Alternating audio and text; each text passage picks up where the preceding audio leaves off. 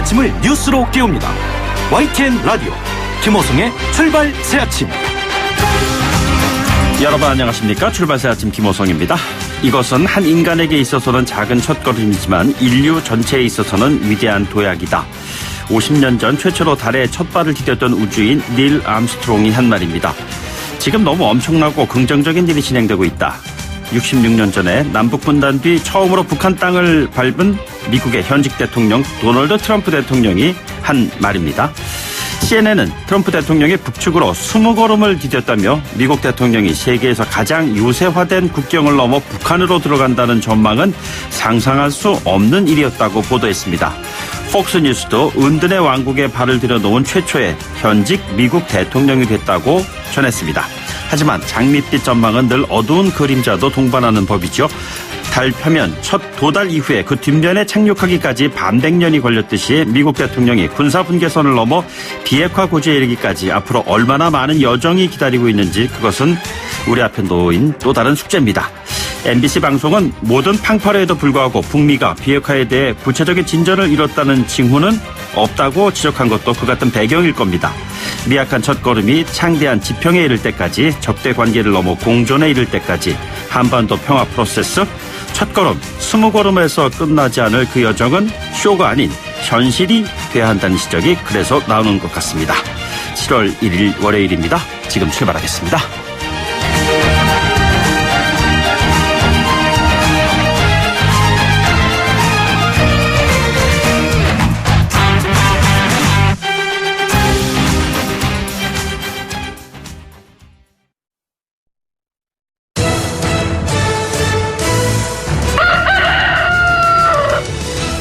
꼭 출근길 꼭 알아야 할 뉴스 이종래 꼭 뉴스. 오늘 꼭 아셔야 하는 뉴스 정리해보도록 하죠. 시사평론가 이종훈 박사 나오셨습니다. 어서 오십시오. 네, 안녕하세요. 자, 제가 지금 궁금한 것은요. 남북미 정상의 역사적인 회동이 판문점에서 이루어진 이후에 네. 북미 정상회담이 워싱턴에서 이루어질 것인가 이 부분입니다. 예, 그렇습니다. 한미 정상이 합의한 바에 따라 탑다운 방식 그 기조 그대로 하기로 한 거 아니겠습니까? 네네. 어제 투톱 플러스 쓰리톱 회동까지 이루어졌습니다. 북한 땅을 밟은 첫 미국 대통령이 됐습니다. 트럼프 대통령. 이제 그 자리에서 백악관으로 이제 초청을 했다라고 네네. 이제 언론에 설명하지 않았습니까? 자, 그래서 다음 북미 정상회담은 워싱턴 DC에서 개최될 가능성도 지금 없지 않다. 이런 얘기인데요. 그런데 이 차수가 좀 논란이 좀 될 것 같습니다. 어제 그 회동을 회담으로 볼 것이냐?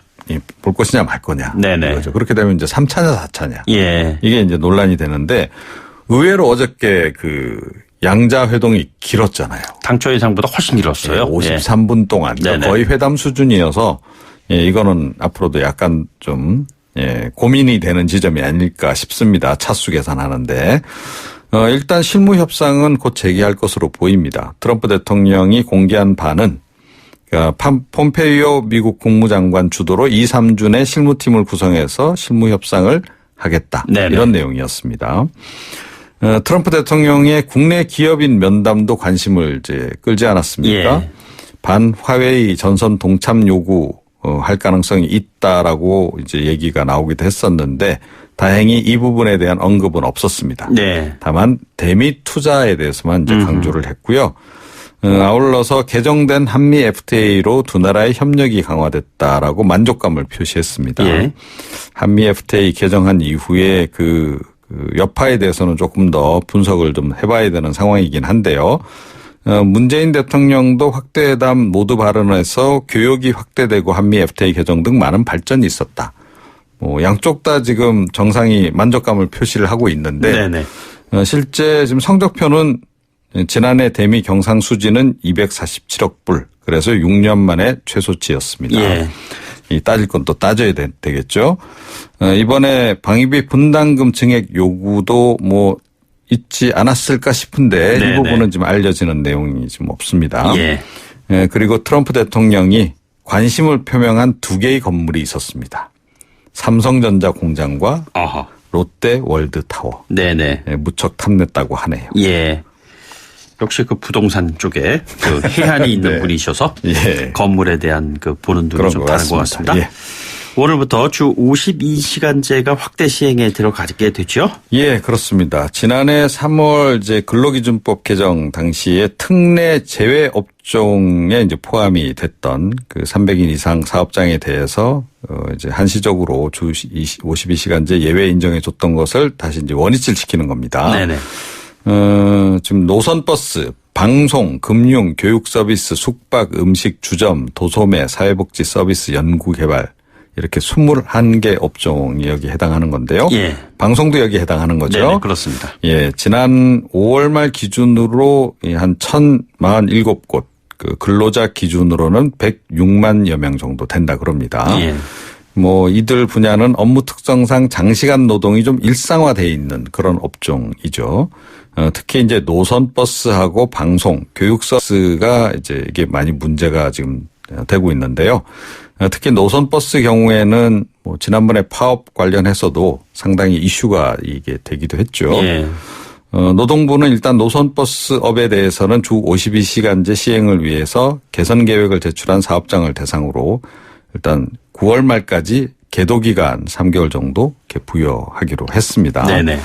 아울러서 일부 재량 근로제도 이제 허용하기로 했는데, 그러니까 이건 뭐냐면 신상품 연구 개발이라든지 기사 취재 편성이라든지 영화 제작이라든지 애널리스트 펀드 매니저 이렇게 좀 심야에도 좀 일을 해야 되는 업종들 있잖아요. 네네.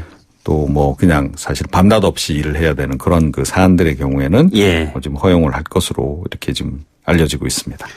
알겠습니다. 그리고 검찰이 자유한국당 한교안 대표 아들 특혜 채용 의혹에 대한 수사에 착수했다고 해요. 예, 이 뭐 아들 자랑이 결국 화를 자초한 거 아니냐, 뭐 이런 분석도 나오던데요. 이게 뭐 수사 결과는 아직 예단할 수 없기 때문에 네네. 뭐라고 좀 얘기하기는 어렵습니다만, 황교안 대표가 지난 20일 서울 숙명여대 학생 대상으로 한 특강에서 한 발언이 이제 논란이 된 것이고, 예.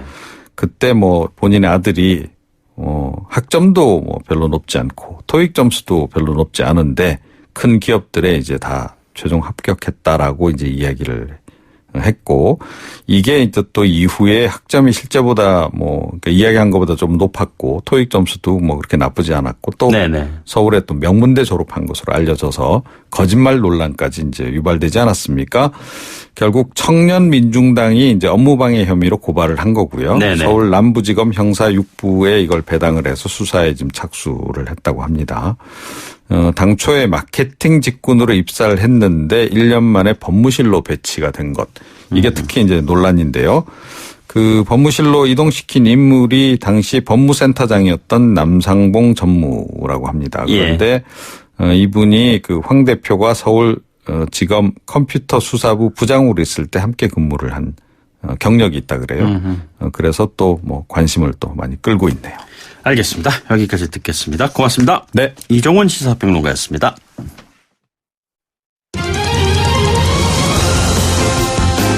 가장 뜨거운 이슈 오늘의 헤드라인. 출발 새 아침 헤드라인 인터뷰.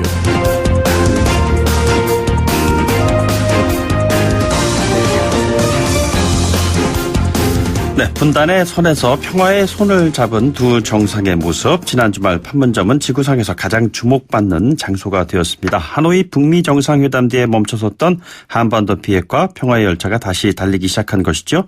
이번 만남은 한반도 평화의 역사에 어떤 기록으로 남게 될까요? 북한 문제 전문가이기도 한 더불어민주당의 수석 대변인 홍익표 의원 연결해서 자세한 이야기 나눠보도록 하겠습니다. 의원님 안녕하십니까? 네, 안녕하세요. 반갑습니다. 네, 지난 주말 장면 보시면서 가장 인상적인 장면은 어떤 장면이셨는지요? 글쎄 한 두 가지 장면이 생각나는데 네. 첫 번째는 트럼프 대통령이 지난번 그 4.27 판문점 회담 당시 문재인 대통령처럼 북측 지역을 넘어가서 예. 잠시 넘어가서 다시 되돌아오는 장면이었고요. 그리고 나서 다시 그 세 분이 함께 한 자리에서 모여서 말씀을 나누는 장면이 두 장면이 가장 인상적이었습니다. 예.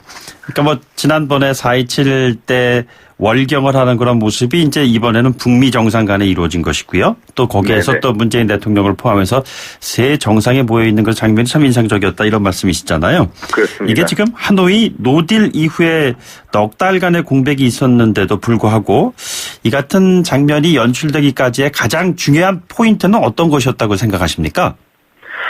첫 번째는 수차례 그 트럼프 대통령이나 김정은 위원장이 강조했던 것처럼 그 양국 지도자 간의 그 신뢰관계에 대해서는 신뢰관계가 가장 큰 영향을 미쳤다고 생각을 합니다. 네네. 두 차례 정상회담에서 두 차례 정상회담이 과정에서 여러 차례 그 실제로 하노이가 합의에 이르지 못했음에도 불구하고 양국 정상은 좋은 만남이었고 둘의 관계에 문제가 없다라는 얘기를 계속 강조를 했다는 점이고요. 네네. 그다음에 두 번째 요인으로는 역시 우리 정부의 외교적 중재 노력이 빛을 발휘했다고 생각을 합니다. 네.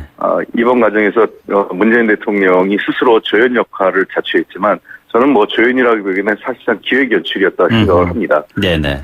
이 전 과정을 보면서 어떻게 하면 이 북미가 실질적인 대화를 나눌 수 있고 좋은 만남을 가질 수 있는가에 대해서 배려하고 그런 것들을 여러 군데 안배한 모습을 볼 수 있었고요. 마지막으로는 역시 한반도 비핵화와 또 북미 관계 개선 등이 미국이나 북한 모두 서로의 그 여러 가지 현재 그 조건상 외면하기 어려운 그 시대적 요구라는 것을 인식하고 있다는 것입니다. 그런 네네. 측면에서 저는 이 판문점에서의 북미 정상회담 그다음에 3자 만남이라는 것은 어떤 의미에서는 그 역사적 흐름에서 불가피하게 이루어지는 하나의 흐름이었다 이렇게 보고 있습니다. 네. 이번 북미 정상회담 가장 큰 성과 꼽으신다면요?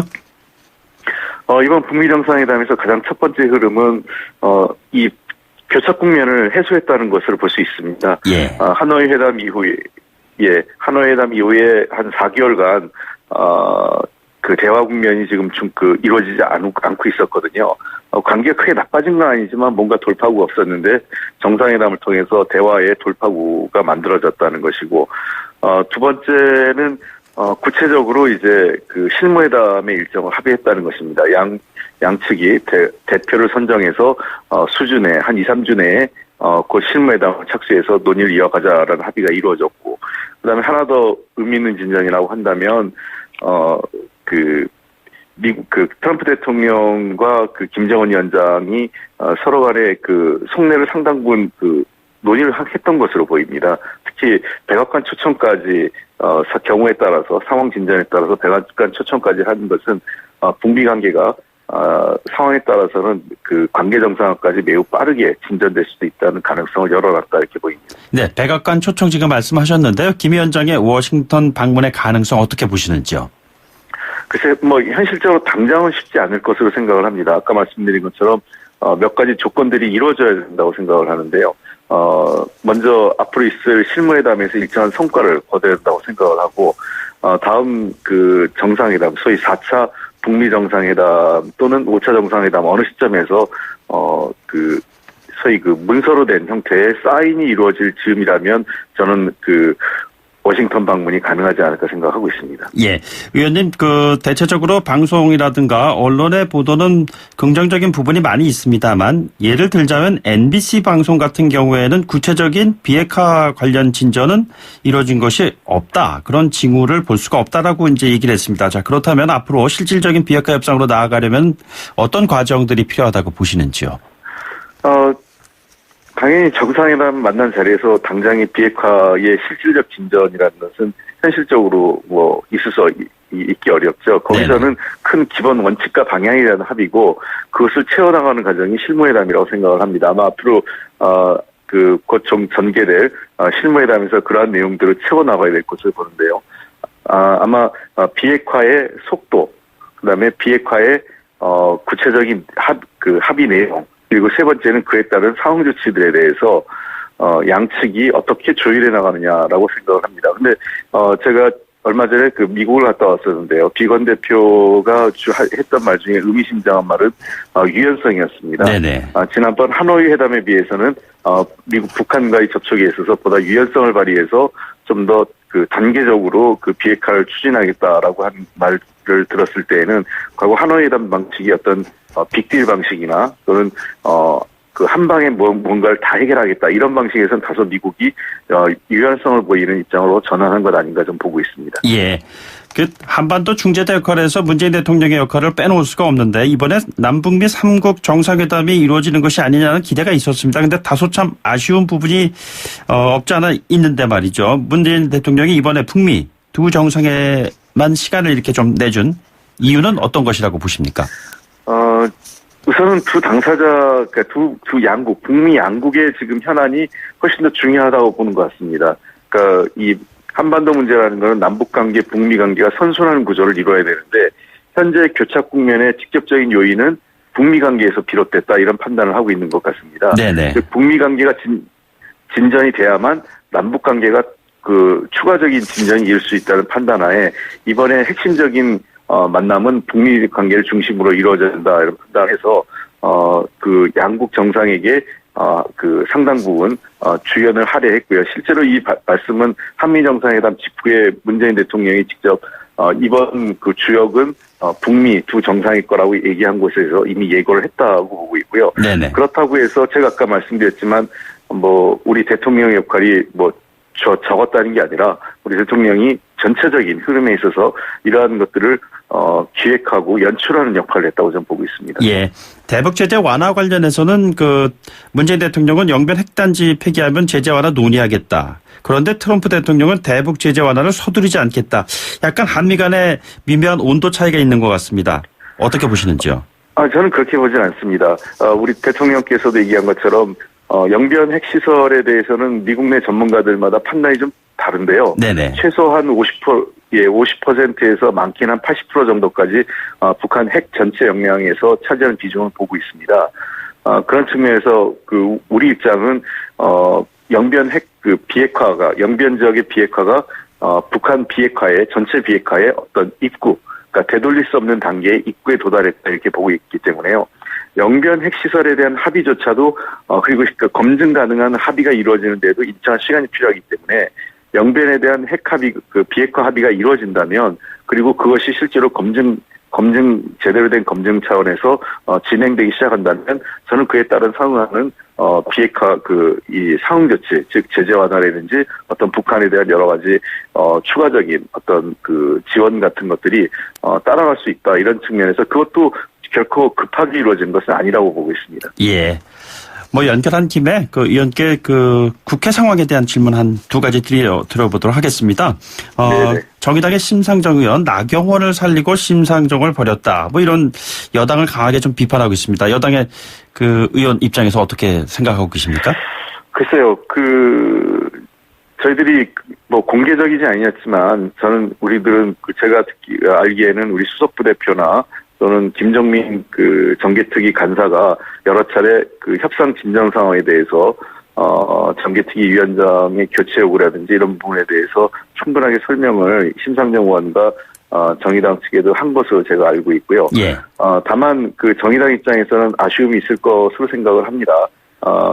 그러나 우리 이번에 과정에서 매우 힘들었던 것이 정개특위를 연장하는 것이 현실적으로 쉽지 않은 과정이 있었습니다. 국회의장께서 직접 안건을 상정해야 되는 문제부터 또 의결정적수인 과반수를 다른 야당들이 이 문제에 대해서 이 자유한국당을 배제한 채 독자적으로 강행하는 것에 대해서도 사실 반응이 확실치 않은 상황에서 이인영 원내대표 입장에서 상당히 선택의 폭이 제한됐었고 그러다 보니까 전체적인 국회 정상화를 염두에 둔 자유한국당과의 협상이 불가피했던 측면도 있지 않았나 생각을 합니다.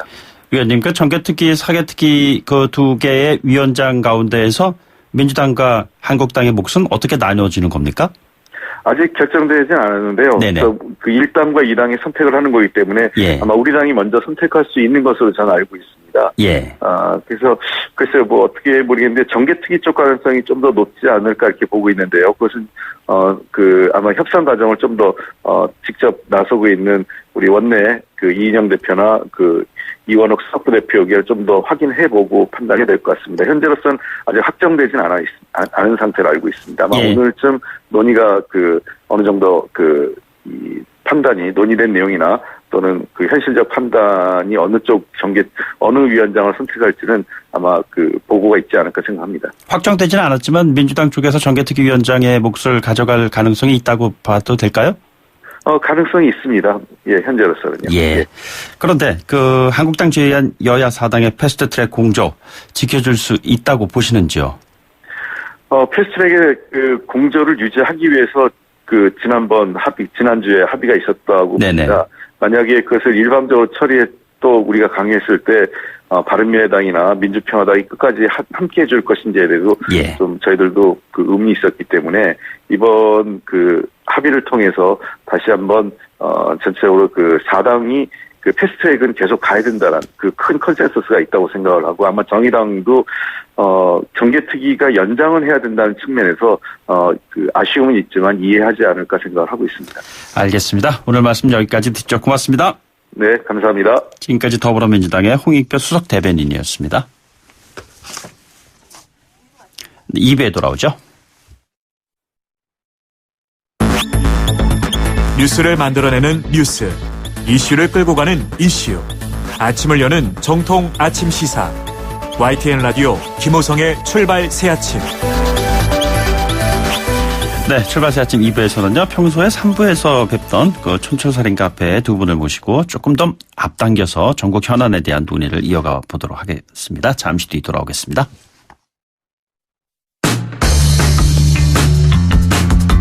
시원한 정치 토론 한판, 토론 맛집 촌철살인 카페. 네, 바쁜 출근길 한 주간 정치권 이슈를 사이다 같은 촌철살인 한마디로 정리해드리는 시간이죠. 촌철살인 카페 두 분 모시겠습니다. 이종근 전 데일리안 논설실장 나오셨습니다. 네, 안녕하십니까. 이종훈입니다. 김종욱 동국대 정치외교학과 교수 나오셨습니다. 네, 안녕하세요. 김종욱입니다. 네, 청취자 여러분들 참여 부탁드리겠습니다. 짧은 문자 50원, 긴 문자 100원의 비용이 드는 샵 0945, 샵 0945로 의견 보내주시면요, 저희들이 방송 도중에 반영하도록 하지요. 두 분께 먼저 이거 여쭤봐야 될 것 같습니다. 지난 주말에 그 김정은 위원장, 트럼프 대통령, 북미 정상의 극적인 만남이 형사가 됐습니다. 가장 인상적이었던 장면, 이 실장님. 뭐니 해도 악수를 하는 북한과 미국 정상들이 군사 분계선에서 네. 서로 악수하는 장면. 그 장면은 명장면으로 아마 길이길이 남을 것 같아요. 근데 이렇게 생각이 들었습니다. 악수를 하는 순간에는 총을 뺄 수 없다. 그러니까 악수를 하는 기원이 총잡이들이 서로 악수를 하면 칼이나 총을 빼지 못하도록 손을 잡는 것. 거기서부터 악수라는 인사가 출발했다고 하잖아요. 네네. 즉 무슨 말씀이냐 하면 회담을 하는 동안에는 미사일이든 핵실험이든 할 수가 없으니까 이런 회담은 계속 이어져야 되겠다라는 네. 생각을 가지긴 하지만 그럼에도 불구하고 그러면 악수를 하지 않으면 단거리든 장거리든 실험을 하잖아요. 또 예. 쏘기도 하고. 그러니까 영구적인 그런 그 평화는 악수가 아니라 이제는 그 손을 갖고 아예 폐기하는 손이 돼야 된다. 악수하는 손이 아니고. 네네. 이런 생각이 들었습니다. 김 교수님은요? 예. 1953년, 66년 만에 이런 일이 벌어졌다는 사실, 그리고 남북미 정상이 같이 서 있는 모습을 보면서 여기에 종이와 펜이 있었으면 좋겠다. 아하. 종전선언과 평화협정이라고 하는 것이 남았구나라는 생각이 들어서 아직까지 긴 여정일지는 모르겠지만 중요한 발걸음을 했기 때문에 많은 국민들에게 평화가 진짜 오겠구나라고 하는 시그널을 준 것 같아서 상당히 어제는 저 기분이 좋았습니다. 예. 어떤 그 장면 자체만 볼 때 참 지구상에서 가장 주목받는 그러한 남북한 판문점 현장이 되지 않았나 그런 생각도 저도 들었습니다. 촌철살인 카페 오늘 본격적인 이야기 들어가 보도록 하지요. 지난 주말 28일 여야의 합의로 84일 만에 이제 국회문이 열렸어요. 자, 이게 두 분의 촌철살인 얘기 좀 듣고 시작을 해야 될 것 같은데 이 실장님 어떻게 정리를 해 주시겠습니까? 19대 국회에서는 150일간 국회가 열리지 않았다. 그때 19대 국회 때 150일간이었습니까? 네네, 그렇습니다. 아마도 제 기억에는, 종합평선 채널이 탄생하게 된 그 미디어법을 반대하느라고 민주당이, 상당 기간 어쨌든 국회가 열리지 않았습니다. 15대 국회 때는 더 길었던 걸로 기억을 하고요. 80일. 길다면 길고, 상대적으로 19대보다는 짧다면 짧습니다만, 뭐로 가도 서울만 가면 된다는 생각입니다. 전격적으로 모든 것이 다 본격화되지는 않았지만 상임위만이라도 전부 열린 것에 대해서는 한국당을 크게 비난할 일은 아니다. 어쨌든 네네. 들어온 건 다행이다라는 시각입니다. 예. 김 교수님 어떻게 보셨어요? 네, 뭐 어제까지는 좋은 기사를 접했는데 또 이렇게 정치 얘기를 해야 되니까 답답하긴 한데요. 저는 북미 정상만큼만 좀 서로 존중하고 대화 타협의 정신을 가졌으면 좋겠어요. 그것보다 좀 못하다는 생각이 들어서 그런 거고요. 답답한 느낌은 뭐냐면 국회가 정상화된 건 기분은 좋지만 제가 볼 때 사이드 브레이크를 올리고 좀 주행하는 것 같다는 느낌이 들어서 예. 뻐걱뻐걱 될 것 같다는 느낌이 많이 들고요. 전 그런 측면에서 여야 모두 소위 국민들 앞에서 진짜 올바르게 소위 의정을 하지 않는다면 엄청난 또 욕을 얻어먹을 것 같다라는 생각이 들어서 좀 빨리 좀 추경 심사 통과시켜서 국민들 좀 아픈데 좀 긁어주시고 그다음에 정제토론회 통해서 한국 경제 좀 빨리 활로 개척해 주시고 그다음에 선거법, 공수처법, 검경수사권 싸우지만 말고 좀 논의를 토론을 하는 과정을 거쳐서 적어도 국민들이 뭐 국민 소환제, 회기임금제, 무노동 무임금 이런 얘기 안 나오게 했으면 좋겠습니다. 예. 이 실장님, 그 한국당의 상임위 복귀 선언이라는 것이 왜 갑자기 이렇게 한국당이 선회를 한 것일까 궁금한데 왜 그랬다고 보시나요? 갑작스러운 선회라는 표현은 물론 겉으로 보기엔 그렇겠지만, 좀 크게 보시자고요. 나경원 대표가 합의문에 서명을 하고, 그 다음에 그 의총에 갔을 때, 언론들은 이렇게 얘기했습니다. 갑작스럽게 사인했다. 갑작스럽게 합의했다. 결코 갑작스러운 합의는 있을 수 없죠. 한 달 동안 사실은 물밑에서 계속 서로 협상을 해나갔는데, 그 한 달 동안 어떻게 됐죠? 언론은 한국당을 비난했어요. 나경원 원내대표를 비난했고 계속, 안 들어온 계속 이 협상도 안 한다. 하지만 물밑에서는 계속 만났고, 그 다음에 합의문 안을 갖고 서로 협상을 벌였기 때문에 합의한, 물론 그것이 이제 의총에서 통과는 되지 않았습니다만 서명까지 가게 된 거 아닙니까? 그렇다면 어떻게든 들어가려고 하는 어떤 자세는 있었다고 우리가 전제를 해야 돼요. 의총에서 비록 합의문 갖고 얘기를 했지만 그 이후에도 아예 합의하지 않고 그냥 무조건 들어가야 된다라는 의원들도 굉장히 많았거든요. 안 들어가려고 한다기보다는 명분이었어요. 자, 명분이라면 어쨌든 두 개 특위, 패스트트랙에서 두 개 특위 위원장 하나라는 이것은 갑작스러운 건 아니에요. 제가 보기에는 충분히 한 달 동안 이 안과 관련해서 이 위원장 안과 관련해서는 이인영 원내대표와 나경원 원내대표가 이야기를 해놓은 상태라고 저는 봅니다. 그렇기 때문에 갑작스러운 선회가 아니라 플랜 A, 플랜 B, 플랜 C까지 다 있었고 준비돼 있었다. 준비돼 있었고 이인영 원내대표가 비난하지 않았잖아요. 다음날 나경원 원내대표랑 치고 지나가면서도 이인영 원내대표는 끝내 웃었어요. 웃음이 뭐 다른 웃음이 아니라 잘해보자라는 웃음을 서로 교환했거든요. 나경원 원내대표는 물론 거의 호응은 못했습니다만 언론이 보고 있으니까. 그래서 갑작스러운 선회가 아니라 사실은 이건 결정적으로 플랜 B 내지는 플랜 C의 어떤 그런 합의의 결과라고 보여집니다. 김 교수님도 그렇게 보시나요? 뭐 저는 밀려 들어갔다고 생각을 합니다. 세 가지 요인은 있는 것 같은데요. 하나는 전 국민 여론이라고 생각을 해요. 전 적어도 상식적으로 여야가 합의한 사항을 2시간 만에 거부하는 저도 좀 적어도 국민들 앞에서 하루 정도는 좀 고민하고 이런 게 있는 게 아니라 딱 2시간 만에 끝난 거였죠. 그랬더니 국민들은 상당히 악화됐습니다. 저는 뭐 국민들한테 들켰다고 저는 생각이 들어요. 왜냐하면 안 들어준 건 딱 한 가지입니다. 합의철이라는 문구 하나를 안 들어준 겁니다. 나머지 다 들어준 거거든요. 따지고 보면요. 그렇다면 스스로가 소위 이 사안에 대해서 적어도 민생 문제보다는 공천과 배지 문제라고 하는 것들을 들켜버린 측면이 분명히 있는 것 같고요. 두 번째 문제 같은 경우는 내부에 커다란 분열이 발생할 수 있다라고 하는 걸 감지한 것 같아요. 저는 적어도 TK 의원들과 수도권 의원들의 정서는 다르다 분명히.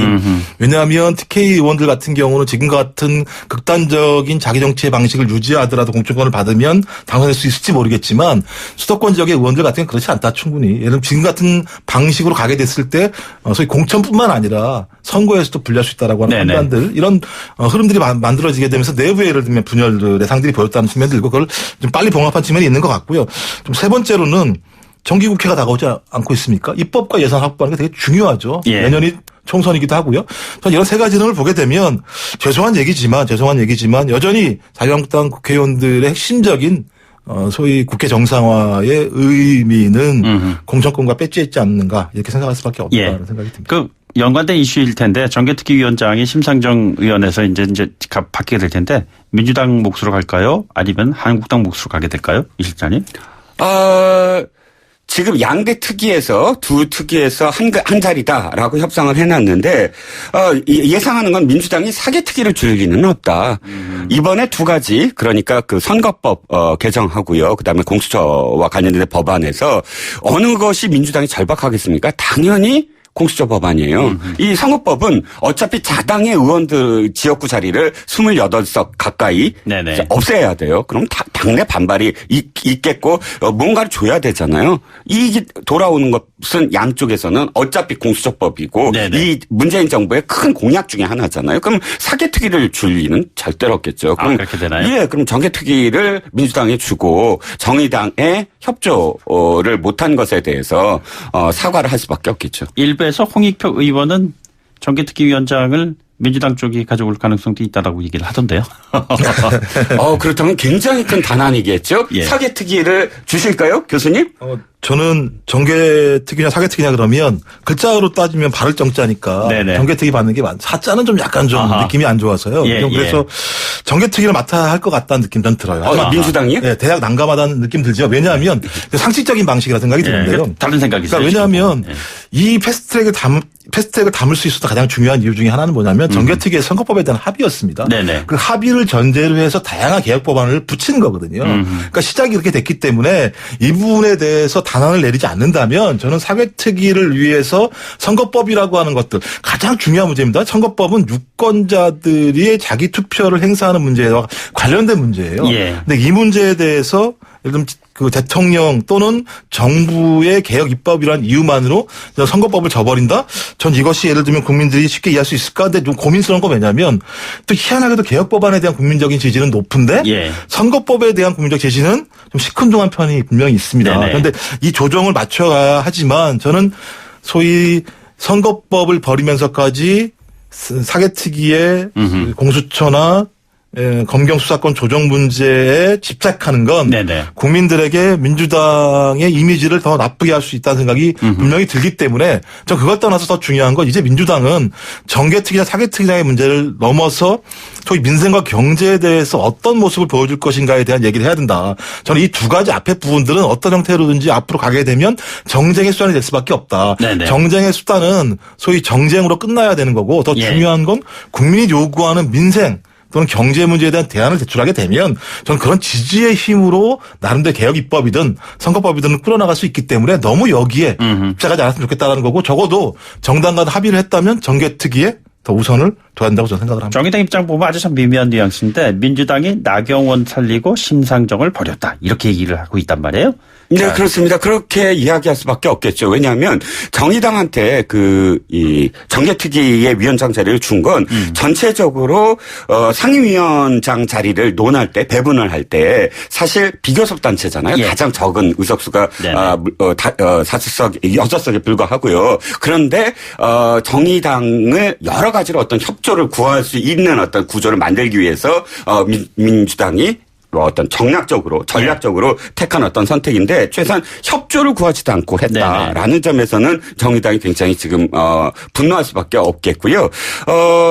지금 교수님이 말씀하셨던 대로만 된다면 전 진짜 민주당이 이번에 최소한 박수는 받지 않더라도 국민들의 지지를 어느 정도 받을 수 있을 텐데 조국 민정수석을 법무장관에 내정한다는 설까지 여권 관계자로 흘리는 이유가 뭐겠습니까? 공수처 법안이에요. 네네. 그걸 검찰개혁을 하겠다. 욕을 먹더라도 조국이라는 사람을 왜 법무장관에 내정한다고 더군다나 여권 관계자가 언론에 흘리겠습니까? 의지예요, 이건. 예. 근데 그 의지를 지금 사개특위 위원장을 한국당에 주면서 그 의지를 실현할 수 있다? 만약 그렇다면 굉장히 큰 어떤 그런 결단이겠죠. 뭐가 앞뒤가 안 맞는 거예요. 지금 예. 말씀하신. 얘기하신 김에 그럼 한번 진전을 시켜볼까요? 조국 민정수석의 법무부 장관 기용설이 지난 한 주 동안 굉장히 뜨거운 이슈였었어요. 네. 자, 이 설에 대해서 김 교수님 어떻게 보셨나요? 저는 이게 난감하지만 그럴 것 같다는 느낌을 많이 받긴 하거든요. 네네. 저는 근데 이거는 좋은 방식은 아니라는 생각이 들어요. 저는 상식적인 방식은 아니라는 생각이 들고요. 왜냐하면 문재인 정부 후반기 이거 내각을 갖다 새로 바꾸는 개각이거든요. 예. 그러니까 예를 들면 조국 수석이라는 개인의 문제가 아니라 문재인 정부 국정 후반기에 중대한 개각을 하는 거라고 얘기한다면 그럼 네네. 국민들이 소위 무엇을 요구할까? 제가 볼 때는 민생 내각 아니면 또는 성과를 내는 내각을 바랄 거라 생각이 들어요. 전 그렇기 위해서라면 적어도 국민들이 국민들이 이번 개각한 것들은 좀 일할 만한 사람들이 들어왔구나라고 느낄 수 있어야 된다는 생각이 드는데 네네. 만약에 거기에 조국 민정수석이 법무부 장관으로 만약에 임명이 된다면 저는 그 내각에 대한 국민적인 아니면 정당의 토론이 총선정 내각이다, 회전문 내각이다, 또 조국 차기 대선 후보 내각이다. 제가 볼 때 아주 쓸데없는 논쟁에 휘말릴 가능성이 높다. 그랬을 때 문재인 대통령이 생각했던 소위 임기 마무리를 위한 중대한 개각 과정 자체가 네네. 이렇게 잘못되게 메시지가 전달될 수 분명히 있기 때문에 저는 이것들은 적어도 국민들을 위해서도 옳지 않고 문재인 대통령 개인을 위해서도 옳지 않기 때문에 저는 이것들은 좀 빠른 시간 내에 내부에서 정리를 해서 자 그야말로 민생 내각 성과를 낼 수 있는 내각으로 가야 된다고 생각합니다. 알겠습니다. 이 실장 20초 정리 좀 부탁드리겠습니다. 조국 수석과 관련해서는 기사가 여권 관계자로 나왔습니다. 이것은 다분 좀 의도적일 것 같아요. 미리 흘려서 사실은 목선이라든지 이런 기사를 좀 덮으려고 했다라는 또 그런 비난도 지금 충분히 있을 수 있다고 생각합니다. 알겠습니다. 촌철살인 카페 오늘 약 한 20분 정도 좀 일찍 문을 열었는데요. 지금까지 이종근 전 데일리안 논설실장, 김정욱 동국대 교수 두 분과 함께했습니다. 두 분 고맙습니다. 네, 감사합니다. 감사합니다.